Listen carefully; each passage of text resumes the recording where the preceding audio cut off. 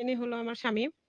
সে একটা মাওলানা বড়, বড় বক্তৃতা দেয়। সে বড়, বড় মাহফিলকে এমনভাবে ভালোবাসবে কিন্তু সে নিজেই আমাকে সেই মর্যাদাটা দেয় নাই।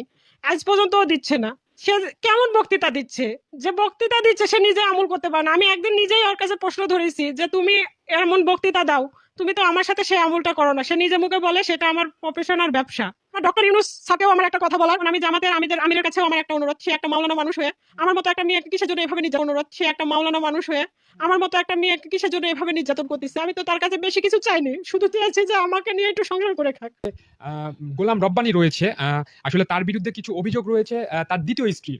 তিনি আমাদেরকে অসংখ্যবার আসলে ফোন দিয়েছেন এবং তিনি কিন্তু তার ন্যায্য বিচারের দাবিতে কিন্তু আসলে বিভিন্ন জায়গার শরণাপন্ন হয়েছে। এ বিষয়ে কিন্তু বিস্তারিত তথ্য আমরা আপনাদেরকে জানাবো। সে পর্যন্ত সকলেই আমাদের সাথে থাকবেন। আচ্ছা, আপনার নাম কি? আমার নাম মুসাম্মদ তহমিনা খাতুন। স্বামী মাওলানা গোলাম রব্বানী।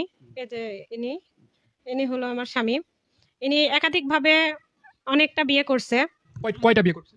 মোট ৩ টা। আপনি কত নম্বর? আমি ২য় নাম্বার স্ত্রী। আমার বাসা নাটোর। ওই বগুড়াতে একটা বিয়ে করছে ১ম, তারপরে সোনাতলা এক জায়গায় বিয়ে করছে। ওই মেয়েটাকে অন্য একটা সংসার থেকে বের করে নিয়ে আসছে। আসলে নিয়ে আসার পরে তার সংসার ওভাবেই চালাচ্ছে। কিন্তু ওই মহিলাটা আমাকে বিভিন্নভাবে মনে করেন যে মানুষের মারফতে, এর মারফতে আমাকে বিভিন্নভাবে ভয়ভীতি এবং মার্ডারের হুমকি অনেক রকম অবিচার করছে। আজকে দীর্ঘ ১৯ সালে আমার বিয়ে হয়েছে। ২০১৯ সালে। এই পর্যন্ত আমি আমার শ্বশুরবাড়ির সাপোর্ট এবং আমার স্বামীর কাছে আমি ন্যায্য সাপোর্ট এবং ভালো কোনো দিক নিয়ে আমি পাই নাই। তারপরেও যাক আগে ১ম আমার সাথে ভালো ব্যবহার আচরণ সবকিছুই করছে। দীর্ঘদিন আমার সাথে সংসার করতে আমার ২ টা বেবিও কনসিভ হয়েছিল। হওয়ার পরে ২ টা বেবিকে আমাকে মেরে ফেলছে। মারার পরে আ মানে পেটের মধ্যেই সে মেরে ফেলছে। প্রমাণ আমার কাছে সবকিছু আছে। তারপরে আমি আ জানতে পারি যে আমাকে হলো ডিভোর্সের হুমকি দিচ্ছে বিভিন্নভাবে, যে ডিভোর্স করে দিছি হ্যান-ত্যান। তারপরে আরেকজনের সংসার ভেঙে নিয়ে এসছে। তার স্বামী, পরিবার, তার বাবা-মা সবাই আমাকে বলে যে আমি এই হুজুর আরেকটা বিয়ে করতেছে। আমার সাথে যোগাযোগ বন্ধ এবং আমার রিজিক সবকিছু বন্ধ করে দিছে।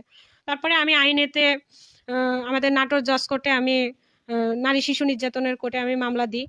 তারপরে সে ওখান থেকে আমাকে মীমাংসা করে নেয় একবার। নেওয়ার পরে সে ওখানে লেখে যে আমাকে সে ঠিকমতো ভরণ-পোষণ দিবে। মাসের মধ্যে ৩-৪ বার আমার কাছে আসবে।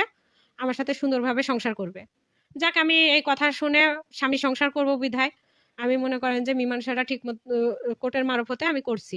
এবং হুজুর তো আমার কাছে আসলেই তার ছোট ওয়াইফ মনে করেন যে ফোন দিয়ে গালাগালি, বিভিন্ন ধরনের নোংরা কথাবার্তা এরকম বলে। এগুলাতে কোনো প্রতিবাদ করে না।